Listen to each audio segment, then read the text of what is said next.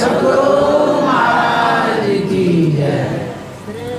नमामि अमित ज्ञान रूपं कृपालम अगम बोध दाता सुबुद्धि निधि विशालम क्षमाशील यति धीर गंभीर ज्ञानम धर्म कील दृढ़ थीर समधीर ध्यानम जगत त्राणकारी अघारी उदारम भगत प्राण रूपम दया गुण पारम नमो सद्गुरु ज्ञान दाता सुस्वामी नमामि नमामि नमामि नमामि श्री सद्गुरु महाराज की जय। परमाराध्य सद्गुरु महाराज गुरुदेव महर्षि संत सेवी परमहंस जी महाराज खापुर गांव के प्रबुद्ध श्रोतागण हमारे बीच उपस्थित विद्वज्जन सत्संग प्रेमी महानुभावों माता एवं बहनों, आप मंच पर गुरुजनों को देख रहे हैं। आदरणीय फागू बाबा हैं, दशरथ बाबा हैं, विनय बाबा हैं। मैं सबको प्रणाम करता हूं और आप लोग संतमत की बातों से अवगत हैं। संतमत की बातें आप लोग बरसों से सुनते आ रहे हैं। उन्हीं बातों को मैं स्मरण के आधार पर आपके सामने दोहराने आया हूँ। आज जो कार्यक्रम है स्वर्गीय देवदत्त बाबू की पुण्यतिथि है, जिसमें हम सभी श्रद्धांजलि अर्पित करने के लिए आए हैं, उनके जीवन को याद करने के लिए आए हैं। और उन्होंने जो हमारे बीच अपना विचार प्रकट किया, सद्भावना दिखाया, उनका जो व्यवहार रहा है उन्हीं को हम लोग याद कर रहे हैं। सच में देवदत्त बाबू बड़े पुण्यात्मा थे, धर्मात्मा थे, साधु सेवी थे। उनके अंदर में विनम्रता थी, सुशीलता थी और उदारता भी थी। वे एक प्रेरणा के स्रोत थे। उन्होंने बहुत कुछ सिखाया है, बताया है अपने व्यवहार से। मैं उनके लिए श्रद्धांजलि अर्पित करता हूँ, उन्हें भी प्रणाम करता हूँ। और जिन्होंने आयोजन रखा है आदरणीय दया शंकर बाबू, वो भी सुशिक्षित हैं, शिक्षक भी हैं, वो भी बड़े विनम्र हैं, उन्हें भी मैं प्रणाम करता हूँ। हम लोग सुन रहे थे आदरणीय सुदेश बाबू से, बड़े विद्वान हैं और पिता तुल्य हैं। चाचा हैं तो पिता के समान ही है। यदि पिता अपने नन्हे मुन्ने बच्चे को कंधे पर ले ले और वह बच्चा कहे कि मैं पिता से बड़ा हूँ, यह उनकी अबोधता है, अल्पज्ञता है, अज्ञानता है। पिता से पुत्र बड़ा कभी नहीं हो सकता है, किसी भी मायने में नहीं। और वह बच्चा दूर तक जरूर देखता है, लेकिन माध्यम पिता है। यदि पिता कंधे पर न रखे तो दूर तक कहाँ से देख पाएंगे, वो तो छोटा सा है। ठीक उसी तरह से आप हमारे पिता तुल्य हैं। आपने हमें कंधे पर बिठाया है, मैं बच्चा हूँ, अबोध हूँ। आपका ही संस्कार मेरे अंदर में है। आप यदि ना होते तो हम आज यहाँ नहीं होते। आप यदि हमें नहीं सिखाते तो हम सीखते ही नहीं। आपका दिया हुआ संस्कार है। आपने जो कुछ भी हमें सिखाया है, जितने यहाँ के लोग हैं, समाज के लोग हैं, हमारे ग्रामीण वासी हैं, उन लोगों के अंदर में जो सद्व्यवहार था वही हमारे अंदर में आया। उनके अंदर में जो सद्भावना थी वही मेरे अंदर में आई। आपके अंदर में जो सद्गुण था, यदि आप हमारे अंदर में सद्गुण देखते हैं, वो मेरा नहीं है, वो आपका ही है। तो मैं आप सबों को प्रणाम करता हूँ। आप हमारे आदरणीय हैं, सम्माननीय हैं। यदि कुछ अच्छाई नज़र आती है वो आपकी है, वो मेरी नहीं है। आप हमें कंधे पर रखे रहेंगे तो मैं ज़रूर दूर तक देखता रहूँगा। जिस दिन उतार देंगे मेरी नज़र बहुत नज़दीक आ जाएगी, मैं दूर तक नहीं देख पाऊँगा। तो ये आपकी विशेषता है जो आप हमें इतना सम्मान दे पाते हैं और दे रहे हैं। मैं उस योग्य नहीं हूँ, वह योग्यता आप में है, आपने दिया है, इसीलिए मैं आपको प्रणाम करता हूँ। आज हम इस गांव में हैं, ज़रूर आप जानते होंगे संत शिशु सूरी जी महाराज को। वो तो हमसे पहले हुए, उन्होंने जो संस्कार दिया है वही संस्कार तो आने वाली पीढ़ियों में पड़ा है। संत शिशु सूरी जी महाराज उच्च कोटि के साधक भी थे, सिद्ध भी थे, संत भी थे और गुरु महाराज का हनुमान भी थे, ऐसा मैंने सुना है। ऐसे ऐसे संस्कारी लोग हमारे गांव में हुए हैं जिनके संस्कार के कारण आज हम लोग संस्कारी दिखते हैं। उनको भी मैं प्रणाम करता हूँ। संत शिशु सूरी जी महाराज, उनके कारण आज हम कुप्पा घाट में जाने जाते हैं। दूर में भी यदि मैं परिचय देता हूँ तो संत शिशु सूरी का नाम आगे रखता हूँ, क्योंकि उन्होंने ही हमें आगे बढ़ाया है और रास्ता दिखाया है। उन्होंने जो सदाचार का पालन किया, शिष्टाचार का पालन किया, उन्होंने जो साधना की, उसी का प्रभाव है, मुझे भी लोग मानते भी हैं। तो मैं उनके यश और कीर्ति को नमन करता हूँ। और यहाँ जितने सत्संग प्रेमी हैं, आदरणीय विनय बाबा से सुन रहे थे, बड़ी अच्छी बात, विद्वतापूर्ण बात, सार गर्भित बात, संतमत की बातें, एक से एक इस संतमत में विद्वान हुए हैं। मैं तो कुछ भी नहीं जानता हूँ, अभी मैं सीख रहा हूँ। मेरे ऊपर यदि उत्तरदायित्व तो आएगा तो मैं संभाल भी नहीं सकूँगा। कोई कंपाउंडर डॉक्टर की बराबरी करे, ये हो सकता है? मैं सीख रहा, मैं कंपाउंडर हूँ, मैं चिकित्सक नहीं हूँ। इसीलिए मैं अपने में सुधार लाने का प्रयास करता हूँ। यदि मेरे अंदर में सुधार हो जाएगा तो मैं अपने को सौभाग्यशाली मानूंगा। इसलिए मैं वही सुनाता हूँ जो मैंने संतों से सीखा है, संतवानियों से सीखा है, संतमत से सीखा है। सिर्फ सुनाने की सेवा करता हूँ। और जहाँ तक सुधारने की बात है, वो तो संत सदगुरु महाराज सुधारेंगे। हम स्वयं सुधर जाएं तो बहुत बड़ी बात हो जाएगी। अभी मैं सुधरने का प्रयास करता हूँ। मैं किसी को सुधारने के लिए यहाँ नहीं आया हूँ, बल्कि सुधरने के लिए आया हूँ। आपके बीच में, आपके आचरण से, व्यवहार से कुछ सीखने आया हूँ। हम लोग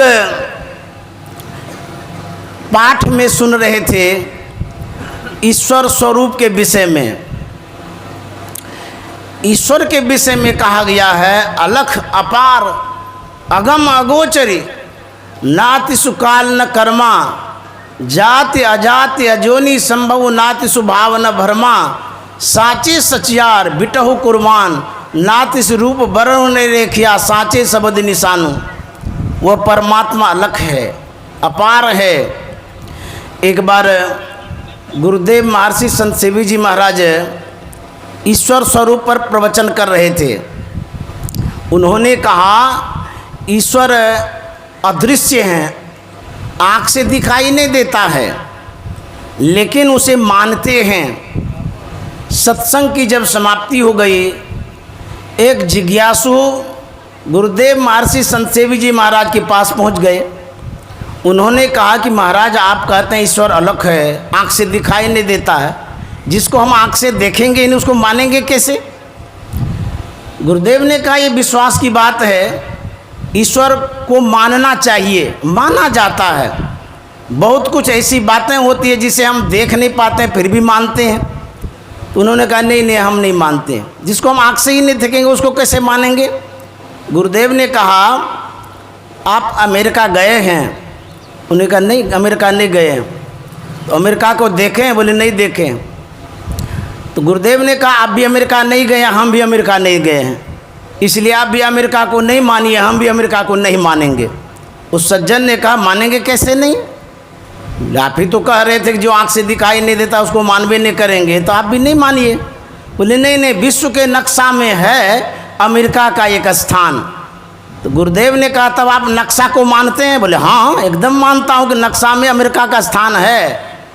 फिर गुरुदेव ने कहा आपको नक्शा पर विश्वास है कि अमेरिका है, तो मुझे पिंड ब्रह्मांड जो गुरु महाराज का उस पर विश्वास है कि उसमें ईश्वर है।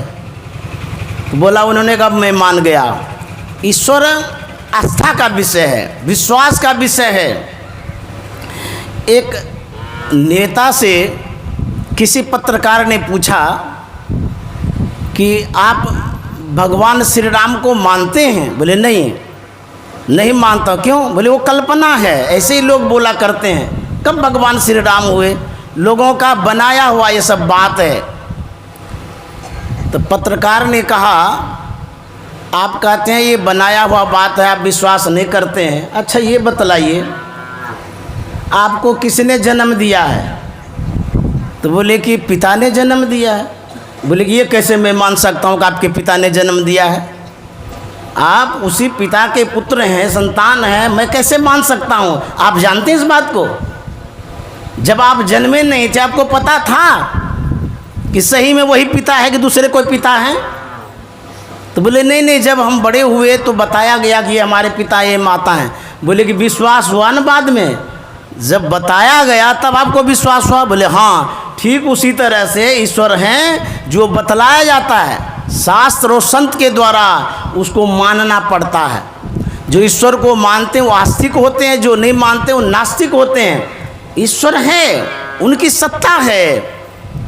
यदि विचार करेंगे कि ईश्वर की क्या सत्ता है, क्या प्रभुत्व है, क्या महत्व है, कैसे उसको हम माने।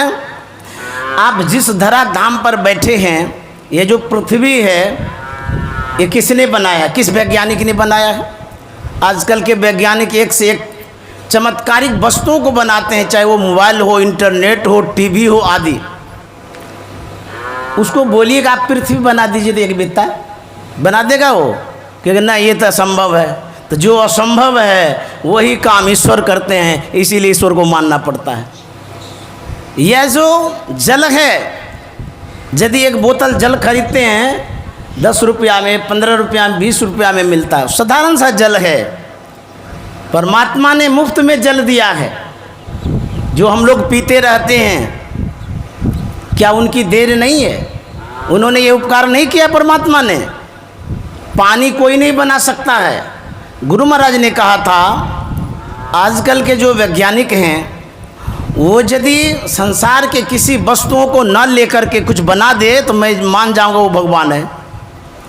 कुछ न कुछ मिला के वो बनाते हैं, लेकिन परमात्मा कुछ नहीं लेते हैं। एक शब्द सब कुछ किया, ऐसा समर्थ सोए, आगे पीछे जो करे सो बलि ही ना हो। वो तो एक शब्द से सारी सृष्टि बना देते हैं, दिन और रात बना देते हैं। ऐसी क्षमता किसी में है? यह जो विशेषता है, इसीलिए परमात्मा को मानना पड़ता है। आप हवा लेते हैं, ऑक्सीजन लेते हैं, जिस हवा के माध्यम से हम जीवित हैं, संपूर्ण संसार के प्राणी जीवित हैं। यदि वो हवा न हो तो हम तुरंत मर जाएंगे। तो क्या ये परमात्मा की देन नहीं है? बहुत बड़ी देन है, उन्होंने बहुत कुछ दिया है। एक बूढ़ा था, अस्वस्थ हो गया, बीमारी इतनी बढ़ गई, हॉस्पिटलाइज हुआ। वो हॉस्पिटल में गए, ऑक्सीजन पर रखा गया, कुछ घंटों तक रखा गया। जब उनके स्वास्थ्य में सुधार हो गया, परिवर्तन आ गया, बदलाव आ गया, तो डॉक्टर साहब बिल लेकर के आए, हिसाब बूढ़े के हाथ में वो बिल दिया, उसमें ऑक्सीजन का 50,000 का बिल था। बूढ़ा बिल देखता है और वहीं पर रोने लगता है। डॉक्टर साहब के मन में हुआ कि 50,000 का बिल है, इसी बिल को देख कर के वो रो रहा है। तो डॉक्टर साहब कहते हैं, अरे भाई आप रोते क्यों हैं? मान लिया जाए 50,000 का बिल है, उतना नहीं दे सकते हैं तो बारी बारी से दे दीजिएगा, इसमें रोने की क्या बात है। बूढ़े ने कहा कि डॉक्टर साहब आपके बिल को देख करके मैं नहीं रो रहा हूँ। बोले तब क्यों रो रहे हैं? बोले क्या कहेंगे, कुछ घंटों तक ऑक्सीजन पर आपने रखा तो 50,000 का बिल दिया। मैं रो इसलिए रहा हूँ जिस परमात्मा ने 70 वर्षों तक ऑक्सीजन दिया, उसने आज तक एक बिल नहीं दिया, इसीलिए मैं उनके अनुग्रह पर रो रहा हूँ। गोस्वामी जी ने लिखा है, हरि तुम बहुत अनुग्रह किन्नो। किस मायने में? साधन धाम विबुध दुर्लभ तनु मोहि कृपा करे दिनो। हे हरि, हे परमात्मा, आपने बहुत अनुग्रह किया है, बड़ी कृपा है आपकी। साधन धाम मनुष्य का शरीर दिया है, यदि यह मनुष्य का शरीर नहीं रहता आज हम किस स्थिति में रहते, हमारी क्या दुर्दशा होती। मनुष्य शरीर दिया है उन्होंने, इसलिए उनकी बड़ी कृपा है। और हमारे गुरु महाराज ने कहा है, मनुष्य शरीर पाकर के भी हम अनैतिक कर्मों को करने लग जाते हैं। यदि हम संत को सुनते हैं, संत को मानते हैं, तब हमारे जीवन में सुधार आता है। परमात्मा से भी बढ़कर के संत हमारे लिए उपकार करते हैं। इसके लिए भक्ति की आवश्यकता है। गुरु महाराज ने कहा है, अपनी भगतिया सतगुरु साहब मोहे कृपा करी देहु हो। जुगन जुगन बव भटकत बीते, अब भाव बागर ले हो।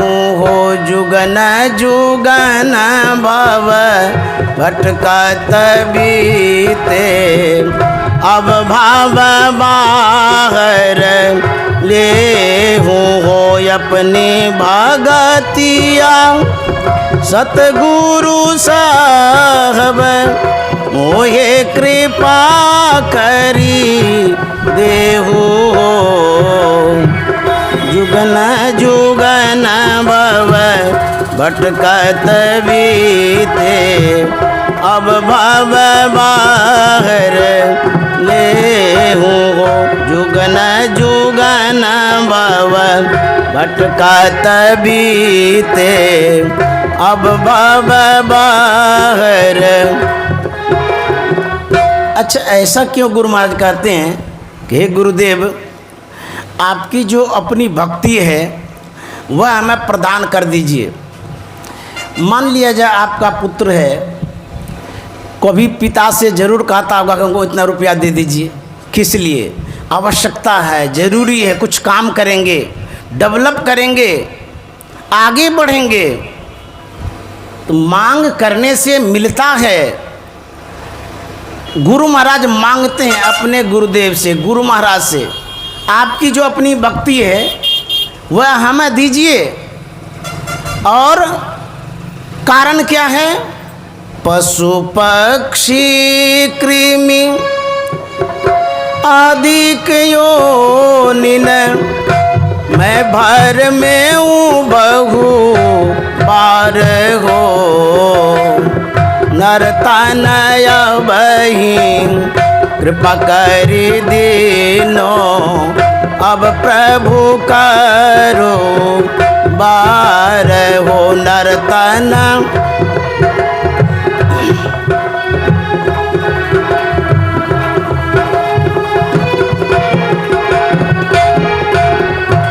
गुरु महाराज कहते हैं, कारण यही है कि जब इस संसार में आते हैं विविध योनियों में चले जाते हैं, पशु पक्षी कृमि आदि की योनिन, पशु शरीर में चले जाते हैं।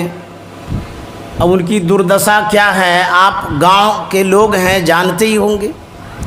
जिनके पास गाय है, भैंस है, अभी बरसात का समय है, जरा गौर करिएगा तो वो कीचड़ में है, कादों में पड़ा हुआ है, पैर में घाव भी हो गया है।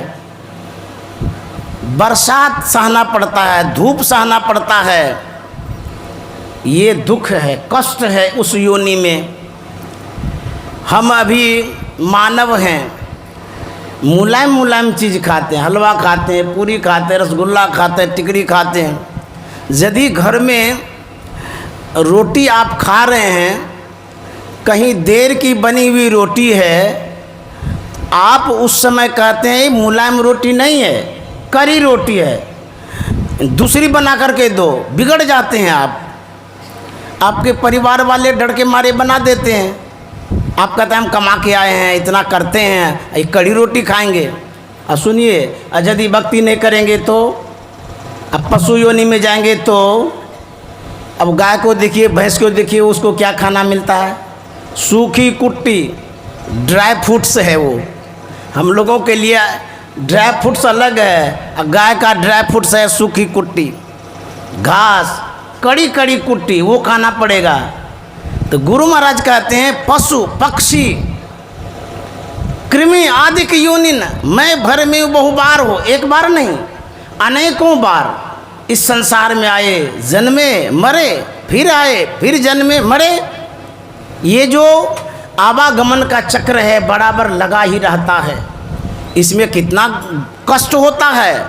जन्मत मरत दुसह दुख लागी, जन्मने और मरने में दुसह दुख होता है। कितना कष्ट होता है। मरते समय उस प्राणी को पता होता है जो शरीर छोड़ता है, लेकिन प्रकृति की ये देन रही है, मरने के समय अपनी भावना को व्यक्त नहीं कर पाता है, वाणी अवरुद्ध हो जाती है। यदि वो भावना को व्यक्त कर पावे, वो कष्ट यदि आपके सामने वो रख दे तो शायद आप डर जाएंगे, लेकिन बोलने ही नहीं दिया जाता है।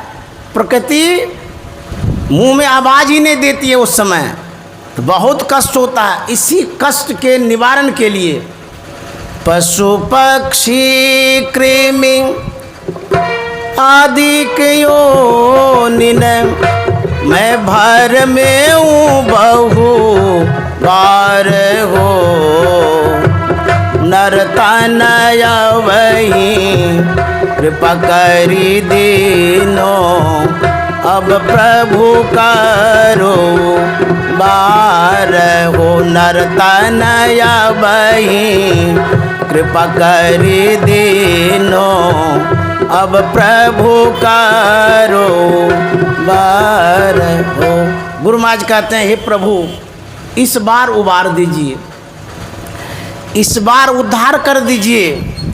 यदि इस बार चूक हो जाएगी, फिर किस दुर्दशा में चले जाएंगे ये भी पता नहीं है।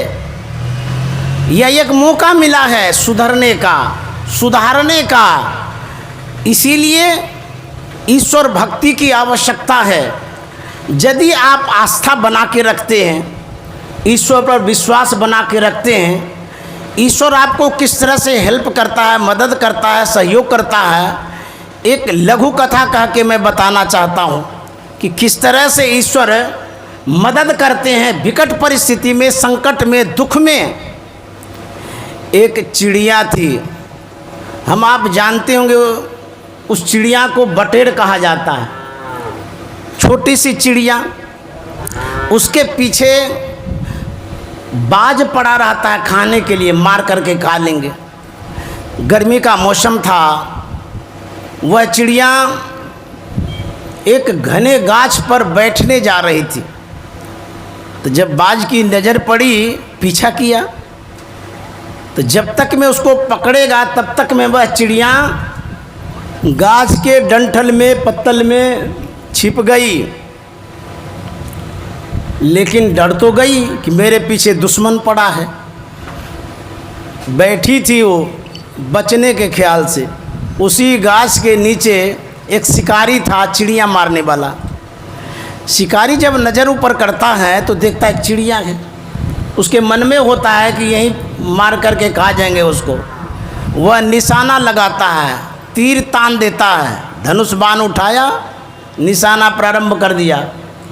तो निशाना लगा ही रहा था, चिड़िया की नज़र पड़ गई कि मेरे ऊपर तो बाण तान दिया है, अब क्या होगा। दोनों तरफ से मरण हमारा, इधर कुआं इधर खाई, अब कहाँ जाएंगे। कभी कभी व्यक्ति को इस संकट से गुजरना पड़ता है, आप किंग कर्तव्य विमूढ़ हो जाते हैं, क्या करें नहीं करें कैसे करें, आपकी सोच समाप्त हो जाती है, बुद्धि काम नहीं करती है। उस समय क्या करना चाहिए, इस कथा से सुन लीजिए क्या करना चाहिए। जब आप कुछ भी करने के लायक नहीं बचते हैं, तब ये चिड़िया जो कर रही है वही करना चाहिए। चिड़िया के मन में होता ऊपर में भी दुश्मन है, उड़ेंगे वो तो खाइए जाएगा, नीचे में दुश्मन है वो तो बाण तान ही दिया है, उड़ने में भी नहीं बनता है, बैठने में भी नहीं बन रहा है। अब हम आंख बंद करके प्रभु से प्रार्थना करेंगे। वो आंख बंद कर लेती है, प्रार्थना करती है बचने के लिए। संसार के लोगों के पास जितना संसाधन है, वो जितना आप सहयोग कर सकते हैं, जब वो संसाधन सहयोग समाप्त हो जाता है तब परमात्मा का सहयोग प्रारंभ होता है। उनके पास एक से एक साधन है बचाने का, आपके बुद्धि से बड़े साधन है। आप सोच भी नहीं सकते हैं कि किस तरह से वो हमारे लिए हेल्प करेंगे, मदद करेंगे। चिड़िया आंख बंद करके वो कह रही है कि राख ले भगवान, मैं अनाथ बैठी द्रुम डलियाँ पार दितानियो बान। हे भगवान, हम तो आराम करने के ख्याल से बैठे थे, ये तो दुश्मन लग गया मेरे पीछे, अब हम क्या करें। हे भगवान, आप बचा सकते हैं, आपके पास 1000 हाथ है, इंसान के पास तो 2 ही हाथ है। आपके पास जो दृष्टि है बहुत लंबी है, तीक्ष्ण है, शुद्ध है। आपके पास जो शक्ति है, अद्भुत शक्ति, अतुलनीय शक्ति है, आप बचा सकते हैं हमको। अब देखिए, जब दुश्मन लगा हुआ हो तो बचाएंगे कैसे। वह प्रार्थना जो करती है, उस प्रार्थना में ही बल होता है। जब हम पुकारते हैं, याद करते हैं ईश्वर को, इष्ट को, भगवान को, सदगुरु को, जो हमारे भगवान हैं, उनके पास शक्ति होती है। यदि परमात्मा के पास शक्ति नहीं होती तो आज उसका हम गुणगान नहीं करते। शक्ति है, इसलिए उनको हम याद करते हैं, पुकारते हैं। वह चिड़िया पुकार रही थी, शिकारी अपने निशाने में था, अब बाज ऊपरे में मंडरा रहा था। अब होता क्या है, जिस जंगल में वो गाछ था उसमें एक बिल था, उसमें विषधर सांप था। प्रभु प्रार्थना से प्रेरित होकर के वह सांप निकलता है, सीधे शिकारी के पैर में काट खाता है। विषधर सांप था, काट के भाग गया। जब आप मन को एकाग्र करते हैं, दृष्टि को एकाग्र करते हैं, आपकी जो चेतना है, शक्ति है, जो संवेदना है, सिमट जाती है। आप अपने ख्यालों को लक्ष्य में लगा के रखते हैं, तो चेतना जब सिमट जाती है तो शरीर निष्क्रिय हो जाता है। वो निशाना लगा दिया था चिड़िया पर, ख्याल ऊपर में था, इधर कौन काट रहा है, क्या कर रहा है, ये पता ही नहीं चला। काट तो लिया, लेकिन विष अपना काम किया, उसके शरीर में तुरंत संचारित होता है विष। तो जैसे विष घुसता है, उसको,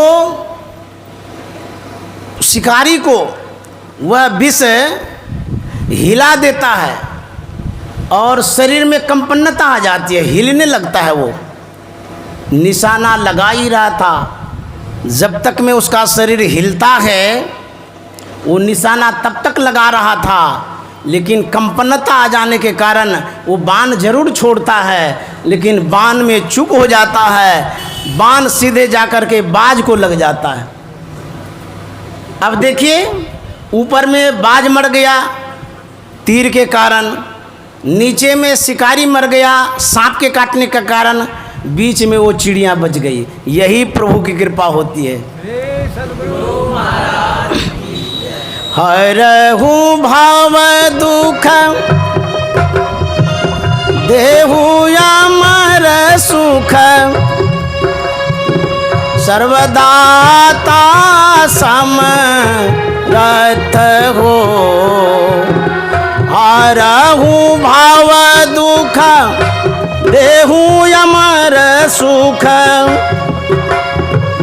सर्वदाता समरथ हो, जो तुम चाही हो यही सोई, सब कुछ तुम्हारे हाथ हो, जो तुम चाही हो यही सोई, सब कुछ तुम्हारे हाथ हो।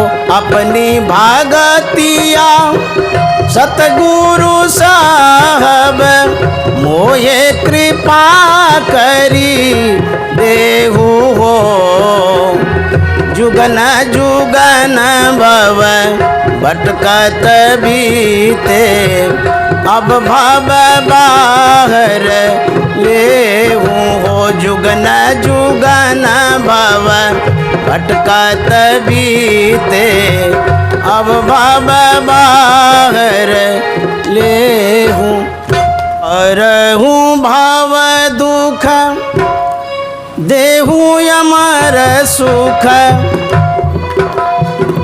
सर्वदाता समरथ हो, जो तुम चाही हो यही सोई, सब कुछ तुम्हारे हाथ हो, जो तुम चाही हो यही सोई, सब कुछ तुम्हारे हाथ हो। अपनी भगतिया सतगुरु साहब मोहे कृपा करी देहूँ हो, जुगन जुगन भव भटकत बीते, अब भव बाहर लेहूँ हो, जुगन जुगन भव भटकत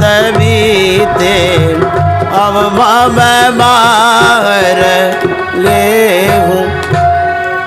देखिए,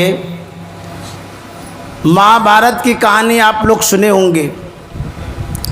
जब द्रौपदी का चीरहरण हो रहा था, उस समय सभा में बड़े बड़े धुरंधर बैठे थे, गांडीवधारी, ज्ञानियों में अग्रगण्य भीष्म पितामह, गुरु द्रोणाचार्य, उनके जो पतिदेव थे पांचों, वो तो बहुत नामी ग्रामी धनुषधारी थे। द्रौपदी के मन में होता है, ये तो सभा हमारी ही है, हमारे ससुर जी की है, हमारे परिजन की है, परिवार की है, इस सभा में ऐसी बातें नहीं होगी, हमारा चीरहरण ये नहीं कर सकते हैं। कोई आएंगे बचाने के लिए, क्योंकि एक बहू जिस समाज की बहू हो, उस समाज के लोग नग्न होते देख लें, इस समाज की तोहिनी है, कीर्ति है, नासमझी है। तो द्रौपदी के मन में ये था कि हमारा चीरहरण नहीं हो सकता है, हमें कोई नग्न नहीं कर सकता, ये बल था। जब दुशासन आगे बढ़ता है, द्रौपदी के करीब आने लगता है, द्रौपदी की जो आस्था थी, जो विश्वास था, डगमगाने लगता है। करे दुशासन आगे बढ़ते जा रहा है, भीष्म पितामह नजर नीचे कर दिए, ये पांचों पति पांडव जो है, इनको क्या हो गया है, सांप सूंघ गया है, ये तो हमारे तरफ ताकता भी नहीं है। और ये गुरु द्रोणाचार्य जो ज्ञान देते हैं सबको, इनको क्या हो गया है, इनका उपदेश कहाँ चला गया है, ये तो कुछ बोल भी नहीं पा रहे हैं। हे भगवान, अब क्या होगा। उसकी आस्था डगमगा रही है। कौन सी आस्था? जो परिवार पर आस्था बना के रखे हैं, भरोसा विश्वास बना के रखे हैं कि हमारा सब कुछ यही करेंगे। जानते हैं ये संसार कैसा है? नानक साहब ने कहा है, जगत में झूठी देखी प्रीत, जगत में झूठी देखी प्रीत, झूठी देखी प्रीत जगत में, झूठी देखी प्रीत जगत में, झूठी देखी प्रीत जगत में, झूठी देखी प्रीत जगत में, झूठी।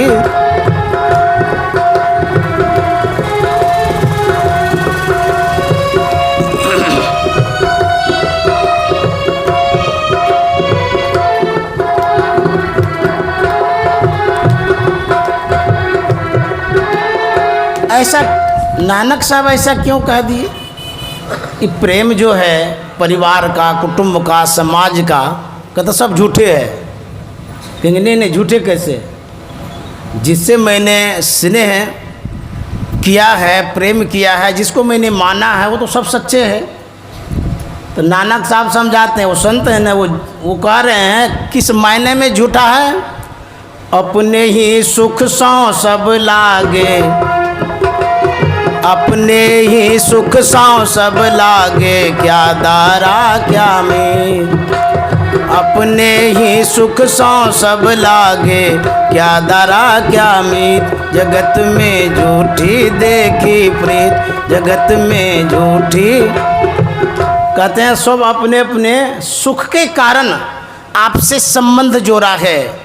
यदि आपसे कुछ न मिले, चाहे वो बेटा हो, बेटी हो, पोता हो, कि कोई भी हो, यदि आपसे कुछ नहीं मिलता है वो संबंध तोड़ देता है। मानता है फॉर्मेलिटी के लिए कि दादा हैं हमारे, ये पिता हैं। द्रौपदी आशा लगाए हुए थी, दुशासन आगे बढ़ रहा था, वह करीब में आ गया। अब तो कोई उपाय नहीं है, कोई उठ ही नहीं रहा है, सब चुपचाप बैठा हुआ है, कोई समाज के आदमी नहीं। अच्छा, उसके जो ससुर जी थे, चाचा ससुर जी, वो आँख के भी अंधे, अकल के भी अंधे, वो तो अंधे ही अंधे थे, विचार से भी अंधे, व्यवहार से भी अंधे। उसको कुछ सूझता था, पुत्र मोह में वो विशेष ग्रसित थे। वो क्या करेंगे बेचारे? जो आँख वाले हैं वो तो ताकते भी नहीं हैं, वो तो मदद ही नहीं करने आ रहे हैं। अब द्रौपदी के मन में होता है, अब इस संसार का लोग हमको मदद नहीं करेगा, अब सर्वेश्वर परमात्मा को पुकारते। जब सारी पकड़ लिया, उनके शरीर में, द्रौपदी के शरीर में जो शक्ति थी उस हिसाब से वो पकड़ के रखी। लेकिन कहाँ 10,000 हाथी का बल दुशासन के पास, उसके सामने का अबला नारी, उसकी कहाँ से शक्ति होगी? जब सारी खींच रहा था, संभल नहीं रहा था द्रौपदी से, तब उन्होंने परमात्मा से क्या कहा? दुख हरो द्वारिका नाथ शरण में तेरी, बिन काज आज महाराज लाज गई मेरी। हे भगवान, हे द्वारिका नाथ, हमारी लाज बचा लीजिए, और कोई बचाने वाले नहीं हैं। ये संसार के जो लोग हैं ना, पति होगी कोई भी हो, कोई तो आ ही नहीं रहा है, अब हमारा क्या होगा? लेकिन भगवान ने भी देर कर दी, भगवान भी नहीं आए। बोले अरे राम, ये क्या हो गया? कहते हैं विपत्ति में भगवान सहयोग करते हैं, मदद करते हैं, लेकिन वो भी तो नहीं आ रहे हैं। अब किनको हम पुकारें?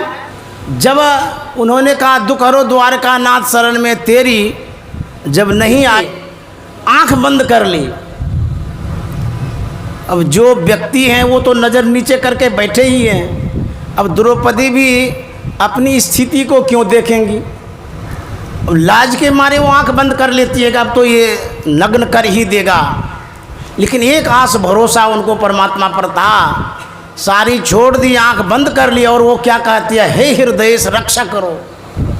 जब हृदय से आप पुकारते हैं तो जरूर भगवान रक्षा करते हैं, क्योंकि वो तो हृदय में ही है, वो कहीं दूर थोड़ो हैं। सब में व्यापक, सबते न्यारा, सब घट ये कहीं राम हो राम, सब में वो राम है, सब में भगवान है।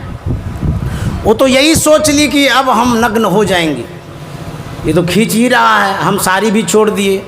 जानते हैं उसी समय भगवान कृष्ण कृपा पहुंचाते हैं, वो साड़ी बढ़ाना प्रारंभ करते हैं, और साड़ी जो बढ़ती जा रही थी, दुशासन अपने धुन में खींचता जा रहा था कि अब इसको नग्न करेंगे। साड़ी खींचते खींचते खींचते पसीना पसीना हो गया, खींचते खींचते इतना परेशान हो गया, धड़ाम से गिर गया। जब गिरा, उसकी नज़र साड़ी के ढेर पर गया। जब साड़ी के ढेर को देखता है तो बोलते बाप रे बाप, ये क्या है? एक कवि ने कल्पना किया है, सारी बीच नारी है कि नारी बीच सारी है, सारी की ही नारी है कि नारी की ही सारी है। बड़ा विचित्र बात है, ये क्या हो गया। तो परमात्मा भगवान कृष्ण जब आए द्रौपदी के सामने, बड़ी भिन्नाई गुसाई का आप भी कमाल के हैं, जब मेरी सारी फजियत हो गई तब आप आए, ऐसा आपने क्यों किया, आपको पहले आ जाना चाहिए था। भगवान कृष्ण ने कहा, मेरे पधारने में देर नहीं हुई, पुकारने में हेर फेर हो गई है। बोले ये कैसे आप बोलते हैं, मैंने तो सुरवे से पुकारा आपको। तो भगवान कृष्ण ने कहा, थोड़ा सा बताओ तो तुमने क्या पुकारा।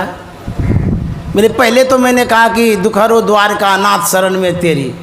तो भगवान कृष्ण कहते हैं, अच्छा द्रौपदी जरा बताओ, अरे द्वारका से हस्तिनापुर आने में देर लगेगी कि नहीं लगेगी, तुम द्वारिका नाथ कह के पुकार रही थी। तो द्रौपदी कहती है, तो आए कैसे तुरंत। बोले उसके बाद तुमने क्या पुकारा। बोले उसके बाद मैंने कहा, हे हृदयेश। जब तुमको ये विश्वास हो गया परमात्मा हमारे हृदय में ही है, तब मैं उसी हृदय से प्रकट हो गया, तब तुम्हारी रक्षा हो गई। इसलिए हमको परमात्मा जो सर्वव्यापक हैं उनको मानना चाहिए। यहाँ भी है, सब जगह हैं। गुरु महाराज ने लिखा है, जय जय राम जय जय राम, जय जय राम कहूँ जय जय राम, जय जय राम जय जय राम, जय जय राम कहूँ जय जय राम, जयति जयति जय राम, ओ राम राम जयति जयति जय।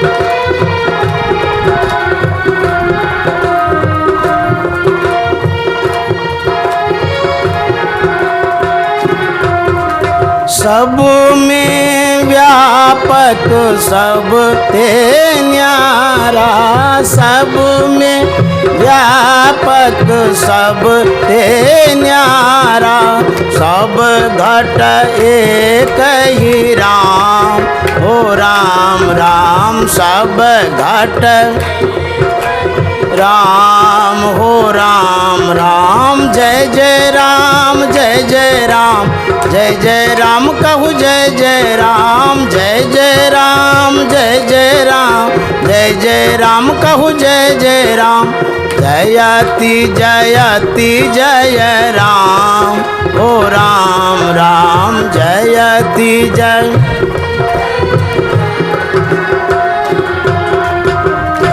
जब गुरु नानक साहब मदीना तरफ गए थे घूमने के लिए, मक्का मदीना तरफ, एक मस्जिद में ठहरे थे। बाबा नानक साहब मस्जिद में आराम करने लगे और पैर मक्का मदीना के तरफ कर दिए। जब मौलवी साहब की नज़र पड़ी, आवेशित होकर के गुस्से में आकर के कहते हैं, कितने आप काफिर हैं, पवित्र स्थान तरफ आप पैर कर दिए, मक्का मदीना तरफ ऐसे ही सोया जाता है। बाबा नानक ने कहा, हम तो बूढ़े हो गए हैं, जिधर पैर रखना चाहिए उधर कर दीजिए। गुस्सा में था ही, पैर पकड़ा, पूरा जोर से घुमाया, जैसे ही पैर को घुमाया पूरी मस्जिद घूम गई। बोले अरे ये तो पक्के फकीर हैं, पूरब में राम है अब पश्चिम में खुदा है। अच्छा पूरब में राम है तो हिंदू धर्मावलंबी का हो गया, पश्चिम में मुसलमान वाले का हो गया, उत्तर दक्षिण कोई नहीं रहते हैं। उत्तर और दक्षिण को कौन रहता, वो तो सर्वव्यापक हैं, सब जगह हैं। कोई दौरे द्वारका, कोई काशी जाए, कोई मथुरा को चले, साहब घट ही माही। कहते हैं वह परमात्मा कहाँ नहीं है, सब घट में गोविंद है। संगी रहे हरि पास, कस्तूरी मृग में बसे, सुंगत डोले घास। ये हमारी स्थिति है। और एक शायर ने कहा है, पत्थर में खुदा है, पत्थर में खुदा है, पत्थर खुदा नहीं। गौर करिएगा बात पर, पत्थर में खुदा है, पत्थर खुदा नहीं। खुदा दिल में है कोई गुमशुदा नहीं। गौर करी से वीरानों में ढूंढने वाले, गौर करी से वीरानों में ढूंढने वाले, तू ही है जुदा इससे, खुदा तुमसे जुदा नहीं। तो करना क्या चाहिए? दिलसी साहब कहते हैं दिल का हुजरा साफ कर। हुजरा मन कोठड़ी। हमारे अंदर में जो कोठड़ी है, हमारा जो दिल है और पवित्र हो गया है अखाद्य पदार्थों के खाने के कारण और अनैतिक बातों में परिणत होने के कारण। तो कहते हैं परमात्मा को बुलाना चाहते हैं, ईश्वर को बुलाना चाहते हैं। इसी साहब कहते हैं दिल का हुजरा साफ कर, जाना को आने के लिए दिल का हुजरा साफ कर, जाना को आने के लिए ध्यान गैरों का उठा, उसको बिठाने के लिए ध्यान गैरों का उठा, उसको बिठाने के लिए दिल का हुजरा साफ कर।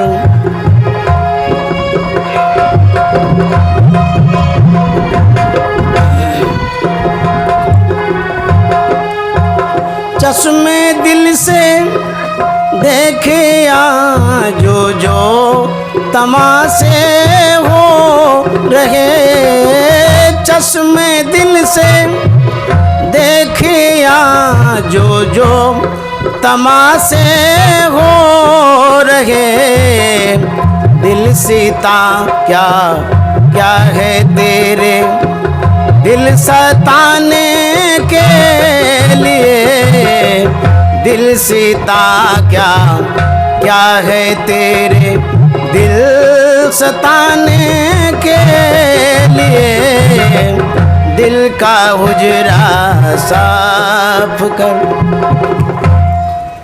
चश्मे दिल का मतलब होता है ये जो आँख है इसको कहते हैं चाम चश्म सौ नजर ना आवे। आँख से देखिए कि संसार में क्या हो रहा है, जो जो तमाशे हो रहे। दिल सिता क्या क्या है तेरे, दिल सताने के लिए। तुम्हारे दिल में क्या है, जो कुछ भी भरा है उसको बाहर करो। कहते हैं एक दिल लाखों तमन्ना, उस पे ओ जा दे हविस, फिर ठिकाना है कहाँ उसको ठिकाने के लिए, फिर ठिकाना है कहाँ उसको ठिकाने के लिए दिल का उजरा।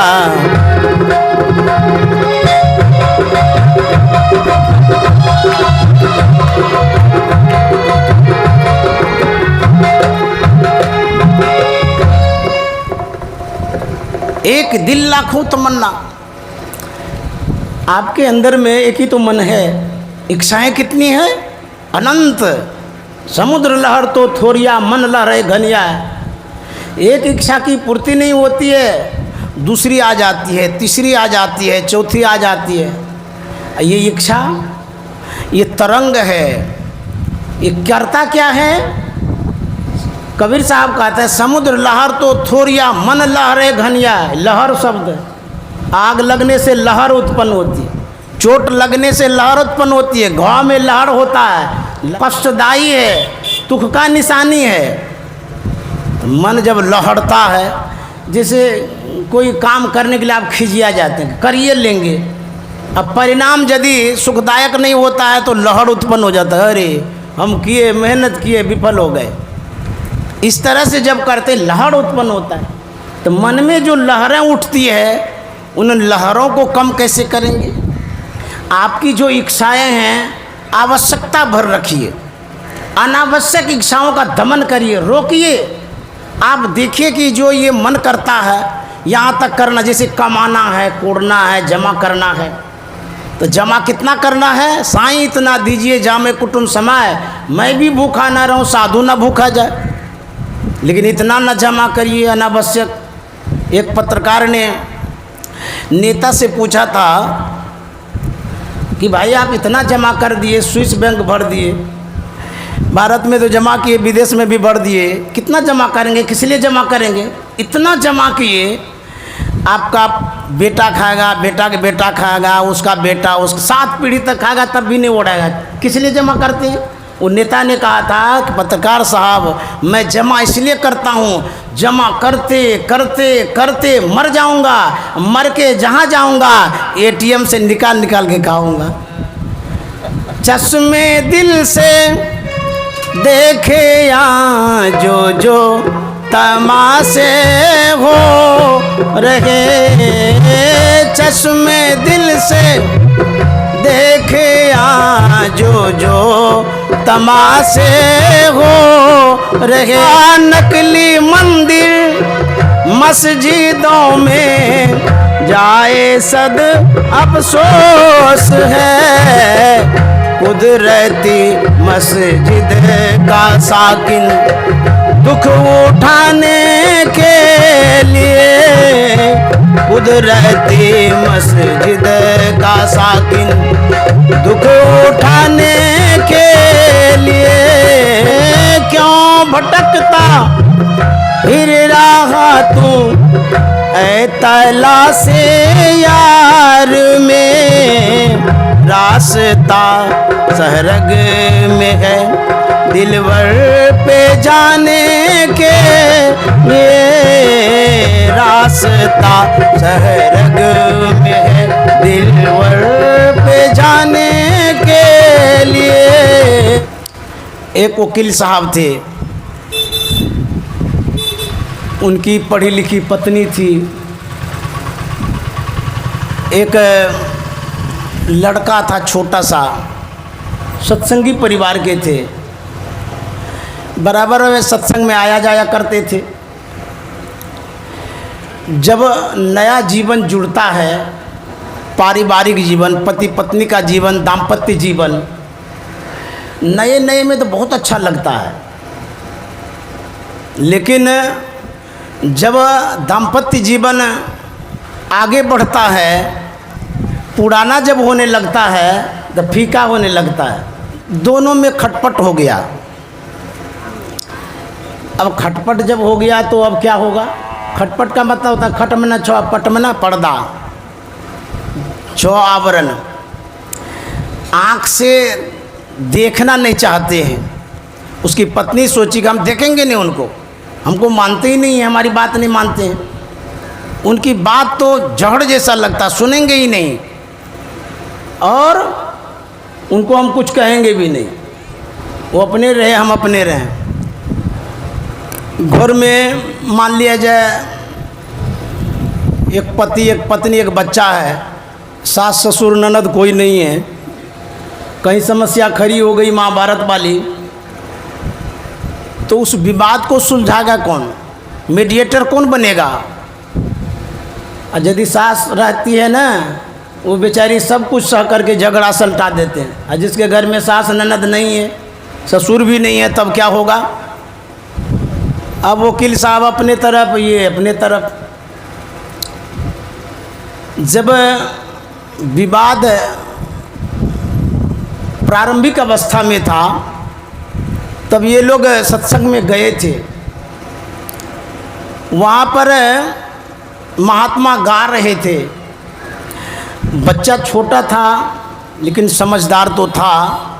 महात्मा क्या गा रहे थे? घूंघट का पट खोले रे तो कॉपी वे मिलेंगे, घूंघट का पट खोले रे तो कॉपी वे मिलेंगे, हाँ पीव मिलेंगे, पीव मिलेंगे, पीव मिलेंगे, पीव मिलेंगे, पीव मिलेंगे, पीव मिलेंगे, घूंघट का पट खोले रे तो कॉपी वे मिलेंगे, घूंघट का पट खोले रे तो को। अब महात्मा गा रहे थे, पूरा गा दिए। बच्चा जो होता है निश्चल होता है, निष्कपट होता है, निर्द्वंद होता है, उसके मस्तिष्क में जो बात बैठा दीजिएगा आजीवन उसका वो पालन करता है। बड़े आदमी भूल जाएंगे, तर्क वितर्क करेंगे, लेकिन बच्चा वैसा नहीं करता है। तो बच्चे को संस्कारित करना चाहिए छोटे से। जो आप सीख देंगे, जो समझाएंगे, उसको सत्संग मंदिर में ले जाइए, सिखाइए प्रणाम करने के लिए, पूजा करने के लिए। जब वो बच्चा संस्कारित होगा आगे नजर आएगा वो कितना अच्छा हो गया। बच्चे को भी सत्संग में लाना चाहिए। मैं आसनसोल में था, मारवाड़ी परिवार में सत्संग कर रहा था। वहाँ छोटा छोटा बच्चा लेकर के एक महिला आ गई। अब बच्चा तो चंचल होता है, खटपट कर रहा था। किसी सत्संगिनी ने कहा ये ठीक नहीं किया, क्यों बच्चा को लाए, ये क्या सुनेगा, इसको क्या समझदारी, आपको खाली आना चाहिए था, बच्चा को लाना ही नहीं चाहिए था। उसको भी डिस्टर्ब कर रहा है, अपने भी आप तंग हो रहे हैं। इस पर मैंने कहा था, ध्यान से सुनिएगा, मैंने कहा था ये बच्चा जरूर अबोध है, दुधमुहा है, छोटा सा है, जरूर ये नहीं कुछ समझता होगा, ऐसा हम मान सकते हैं। उसी प्रवचन में मैंने कहा अच्छा जरा ये बतलाइए, जब ये अन्नप्राशन के बाद खाना शुरू करता है, आप इसे खीर बना के खिलाते हैं, उसमें केसर देते हैं, बादाम देते हैं, चौड़ा मनक्का किशमिश देते हैं, पौष्टिक आहार बना देते हैं, भरपूर न्यूट्रिशन उसमें आ जाता है। अच्छा वो अबोध बच्चे को जो खाने वाला है उसको आप ये पौष्टिक आहार खिलाते हैं, क्या वो बच्चा जानता कि ये खीर है? बोला ना, वो उसको क्या पता खीर है कि खाड़ है, उसको कुछ भी पता नहीं है। अच्छा हम ये कहते हैं कि आपने खिलाया वो खाया ना? बोला हाँ खा तो लिया, पता नहीं क्या समझ के वो खाया, जो समझ के खाया होगा। मैंने पूछा वो जो पौष्टिक आहार उसके अंदर में गया जो आपने खिलाया, क्या वो काम करता है शरीर में? बोला हाँ क्यों नहीं करेगा, वो तो ज़रूर काम करेगा, उसके शरीर में ताकत बढ़ाएगा, मोटापा बढ़ाएगा। अब न्यूट्रिशन लेंगे तो शरीर में शक्ति तो हैवे करेगी। तो हम बोले वो बच्चा खीर को समझता नहीं है, लेकिन खीर जरूर समझता है, इसके अंदर में हम शक्ति बढ़ाएंगे। ठीक उसी तरह से बच्चा संतवाणी समझे या ना समझे, लेकिन संतवाणी जरूर समझती है, उसको हम संस्कारित करेंगे। सुनने तो दीजिए। बच्चा घर आ गया, अब पति पत्नी में खटपट, काम कैसे चलेगा? उसकी पत्नी सोचती है हम तो बोलेंगे ही नहीं, लेकिन खाना तो खिलाना पड़ेगा। ऐसा करते हैं, हम खाना बना देते हैं, एक घंटी बजा देंगे, अपना खाने के लिए आ जाएंगे। वही हुआ, खाना बना करके रख दिया, एक घंटी टंटना दिया, वकील साहब समझ गए भोजन का समय हो गया। वो आए, भोजन कर लिए, चले गए। एक दिन हो गया, 2 दिन हो गया, कई दिन हो गया। अब घर परिवार कैसे चलेगा? कुछ तो आवश्यकता होती है घर चलाने के लिए, बोलना भी जरूरी है। कभी कभी खटपट हो जाए, उसको झटपट लिपटा दीजिए, और यदि जल्दी नहीं लिपटाएंगे तो बस जीवन बड़ा दुष्कर हो जाएगा, दूभर हो जाएगा, घुट घुट के मर जाएंगे। कम परिवार में बातें यदि महिलाओं को बैठ जाती है कि हम जिंदा ही नहीं रहेंगे, वो मर भी जाती है। अब मुझे तो ऐसी घटना घट जाए तो, इसीलिए झगड़ा हो किसी कारण से होता ही है। जहाँ का एक बर्तन होता है डनमन होता रहता है। इसका मतलब थोड़ा कि हम गांठ बांध लेंगे कि जीवन भर हम बोलबे नहीं करेंगे, संबंध ही तोड़ देंगे, परिवार को तोड़ देंगे। ऐसा नहीं करना चाहिए। तो क्या करना चाहिए? परिवार में खटपट हो तो उसको झटपट हटा लीजिए। ये विकार है, क्रोध, ये आकर के सताता है। बच्चा अबोध है, अब झगड़ा हुआ है, खटपट हुआ पति पत्नी में, वह बच्चा बीच आंगन में चला जाता है और वह गाता है, घूंघट का पट खोले रे तो कॉपी वे मिलेंगे, घूंघट का पट खोले रे तो कॉपी वे मिलेंगे। वह बच्चा गा रहा था, भूख लग गई, माँ के पास गया, माँ का गला पकड़ लेता है, वही गाने लगता है जो सीखा था। घूंघट का पट खोले रे तो कॉपी वे मिलेंगे, घूंघट का पट खोले रे तो को। ये जो गला पकड़ लिया, माँ तो गुस्सा में थी। अब गुस्सा किस पर उतारेंगे? पति को तो कुछ कह नहीं सकते हैं, मार भी करेगा। लड़ाई उससे नहीं कर पाते हैं कि पति को कुछ कहेंगे तो धो तमाचा देगा तो चुपे कर देंगे। अब बच्चा है, अबोध है, जितना भरास था उस बच्चे पर उतारती है। माँ झड़क दिया कस के, भाग यहाँ से। हमको सिखाता है घूंघट का पट खोल रहे, जानो आप पिताजी को कहना, हमको क्या बताता है? वही तो नहीं बोलता, हम तो चाहते हैं कि बोले। इतना अभिमान, वकील है, अपने को बहुत बड़ा समझता है, दूसरे को वकील देता है। क्या हम कम पढ़े लिखे हैं? तुम्हारा बाप वकील है तो हम कम पढ़े लिखे हैं? हम भी तो बहुत पढ़े लिखे हैं। वो काहे ना आगे बढ़ेंगे? हम क्यों आगे बढ़ेंगे? हम तो बोलना ही चाहते हैं लेकिन वही नहीं बोलते हैं। अरे एक बार कम से कम हमसे बोले तो सही, हम सब गुस्सा भुला देंगे। ऐसा भी कभी कभी होता है, आप अपने आन शान में रहते हैं और पत्नी बेचारी अपने आन शान में रहती है। अब झुके तो कौन? किसी को तो झुकना ही पड़ेगा। अब कोई नहीं झुक रहे हैं, दोनों में दोनों। वो जो झिड़क दिया ना, अब बच्चा वहाँ से गया पापा के पास, पिता का गला पकड़ लिया। क्या कहता है? घट घट में वह साईं रमता, घट घट में वह साईं रमता। कटु के बचन मत बोले रे तो कॉपी वे मिलेंगे, कटु के बचन मत बोले रे तो कॉपी वे मिलेंगे। घूंघट का पट खोले रे तो को। पिता को भी तो गुस्सा था, वो भी तो भड़ गए थे गुस्सा में। वो भी पत्नी को कैसे कुछ कहेंगे? वो भी पढ़ी लिखी है। कहीं हम हाथ उठा दिए, कहीं वो भी दुर्गा माँ बन गई तो तब तो बेइज्जती हो जाएगी। दुर्गा का अवतार भी तो है माताएं लोग।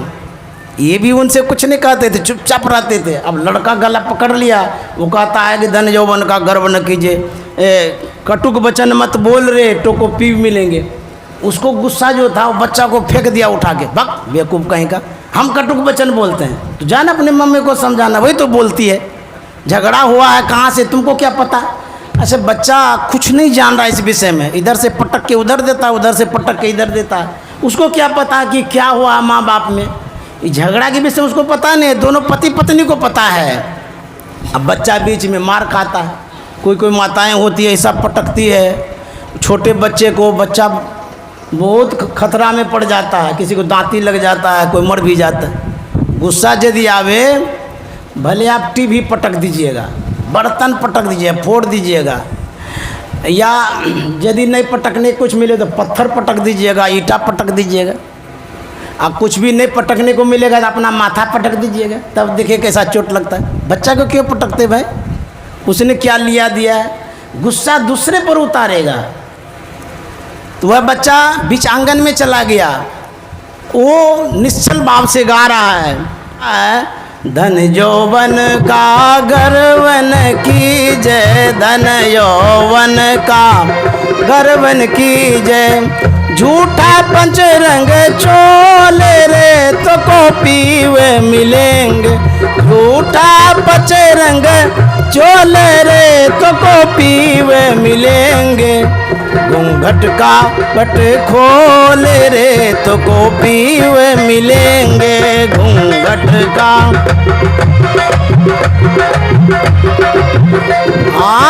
पीव मिलेंगे, पीव मिलेंगे, पीव मिलेंगे, पीव मिलेंगे, पीव मिलेंगे, पीव मिलेंगे।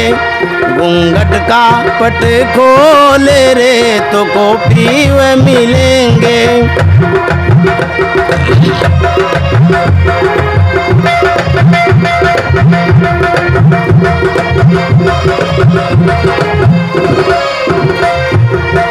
सुन महल में दिए ना बारी ले, सुन महल में दिए ना बारी ले।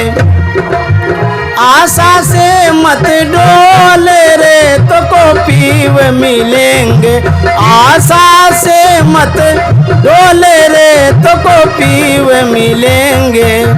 घूंघट का पट खोले रे तो को पीव मिलेंगे।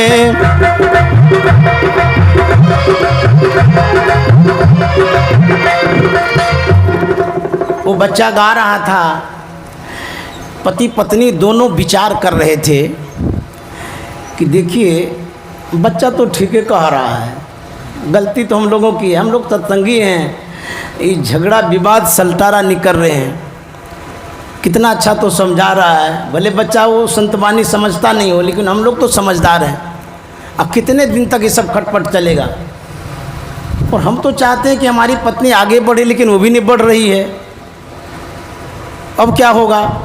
अच्छा, उसकी माँ सोच रही थी कि बाबू ठीक है कह रहा है, हम ही लोग गलती किए, हम लोग डांट दिए, ऐसा हम लोगों को नहीं करना चाहिए था। दया की भावना आ गई। उनकी माँ अपने बच्चे को देखने लगी। जहाँ वो बैठी थी वो किचन था, चौका था। जहाँ वकील साहब बैठे थे वो दरवाज़ा था, लेकिन रुख दोनों का एक तरफ था। अब बीच आंगन में बच्चा था। वो दया की भावना से उसकी माँ देखने लगी बच्चे को कि ठीक है तो कह रहा है, हम ही लोग गलती किए हैं। वकील साहब के मन में भी दया की भावना आ गई। देखिए, संतवानी आपको जोड़ता है। सत्संग करेंगे तो घर को जोड़ेगा, परिवार को जोड़ेगा, इसीलिए सत्संग करते रहना चाहिए। कितना भी खटपट हो, जरूर आपके अंदर जो कटुता है दूर होगी। सुनते रहेंगे, करते रहेंगे, तब गुण अवगुण तो सबके अंदर में है। गोस्वामी जी ने कहा, जड़ चेतन गुण दोष में विश्व किन्न करतार।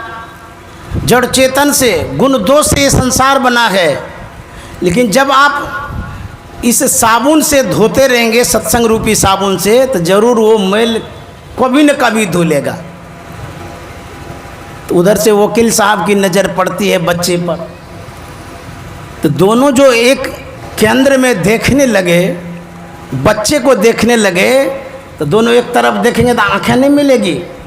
जब नज़र मिल गई, अच्छा कभी कभी आप यदि सलटारा करना चाहते हैं, भले मुंह से नहीं बोलिए, कुछ भी मत बोलिए, लेकिन एक बार देख जरूर लीजिए, इससे भी सलटारा हो जाएगा। यदि आप देखेंगे, देखना नहीं चाहते हैं, अरे देखिए तो एक बार सही, चाहे पति हो कि पत्नी हो, कोई देखे एक तरफ। यदि नज़र मिल जाएगी, जो कटुता है वो दूर होगी, मेल हो जाएगा, प्रेम हो जाएगा। तो जब दोनों ने देखा तो दोनों का मन मिल गया, भागते हुए आया, दोनों बच्चे को उठा लिया और दोनों का प्रेम हो गया। जो झगड़ा था सब मिट गया। कबीर साहब कहते हैं, जोग जुगत से रंग महल में, जोग जुगत से रंग महल में, पिए पायो यन मोल रे तो को पीव मिलेंगे।